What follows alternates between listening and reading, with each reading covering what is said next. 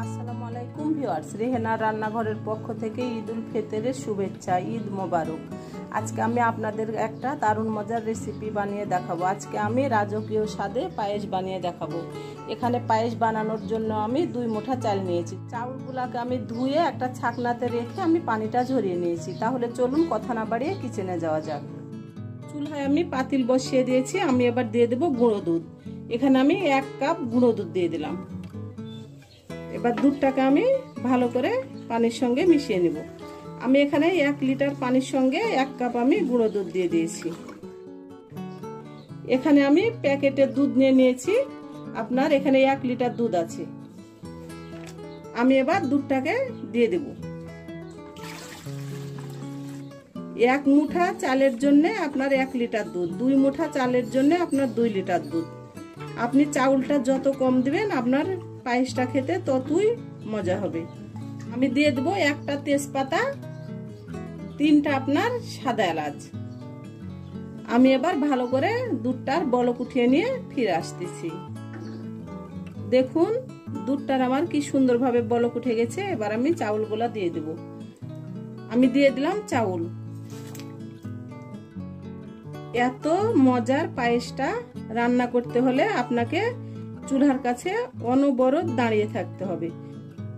আপনি যদি চুলার কাছ থেকে 1 ধাপ নড়াচড়া করেন তাহলে আপনার পায়েসটা নিচে ধরে যাবে, এবং পায়েসটা যদি নিচে ধরে যায় তাহলে আপনার পায়েসটার স্বাদটাই নষ্ট হয়ে যাবে। আমার চাউলটা 50% সিদ্ধ হয়ে গেছে। এটা আপনার আরো সিদ্ধ হবে।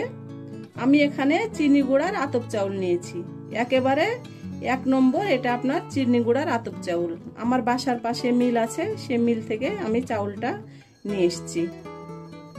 আমি এবার চাউলটাকে একেবারে সিদ্ধ করে নিয়ে আমি ফিরে আসছি। চাউলটা আমার পুরোপুরি সিদ্ধ হয়ে গেছে। দেখুন এটা আমি আধা ভাঙ্গা করে নিয়েছি। চাউলটা আধা ভাঙ্গা করে নিলে আপনার পায়েসটা খেতে খুবই মজা লাগে। আমি এবার দিয়ে দেব চিনি। আমি এখানে 250 গ্রাম চিনি ব্যবহার করলাম। আপনারা যদি পায়েসটা একটু বেশি মিষ্টি খেতে চান তাহলে অবশ্যই একটু চিনির পরিমাণটা বাড়িয়ে দিবেন। আর যদি ঠিকঠাক মিষ্টি খেতে চান তাহলে আপনাদের ইচ্ছা অনুযায়ী আপনারা চিনিটা দিয়ে নেবেন। চিনি দেওয়ার পরে পায়েসে আপনার পানি ছাড়ে।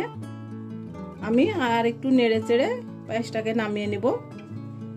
চিনিটা অবশ্যই চাউলটা সিদ্ধ হওয়ার পরে আপনাকে ব্যবহার করতে হবে, নইলে আপনি চিনিটা যদি আগে দিয়ে দেন তাহলে আপনার চাউলটা সিদ্ধ হবে না, এবং চাউলটা গোটা গোটা হয়ে যদি থাকে তাহলে পায়েসটা খেতে মজা লাগবে না। আমার পায়েসটা হয়ে এসেছে। আমি আর একটু নেড়ে চেড়ে আমি নামিয়ে নেব। পায়েসটা আমার পুরোপুরি কমপ্লিট। আমি যে 3টা সাদা এলাচ দিয়েছিলাম আর তেজপাতা আমি উঠিয়ে ফেলে দেব। আমার রেসিপিগুলা যদি ভালো লাগে তাহলে আমার ভিডিওগুলা দেখার অনুরোধ রইল। যদি ফেসবুক থেকে দেখেন তাহলে অবশ্যই একটা ফলো দিয়ে দিন। ইউটিউব থেকে দেখলে একটা সাবস্ক্রাইব করার অনুরোধ রইল। হাতে যদি সময় থাকে লাইক শেয়ার কমেন্ট করে দিন। আপনাদের একটা শেয়ারে আমি অনেক দূর এগিয়ে যেতে পারবো। উঠিয়ে নিয়ে আপনাদেরকে আমি পরিবেশন করে দেখাচ্ছি। হয়ে গেছে আমার পরিবেশন করা। আশা করি আমার রেসিপিটা অবশ্যই ভালো লাগবে। যদি ভালো লাগে তাহলে আমার চ্যানেলটিতে লাইক কমেন্ট শেয়ার করতে ভুলবেন না। বেশি বেশি করে সাবস্ক্রাইব করার অনুরোধ রইল। তাহলে আজকের মতো এখানে বিদায়। আবার অন্য কোনো রেসিপি নিয়ে আসবো। সবাই ভালো থাকবেন। আল্লাহ হাফেজ।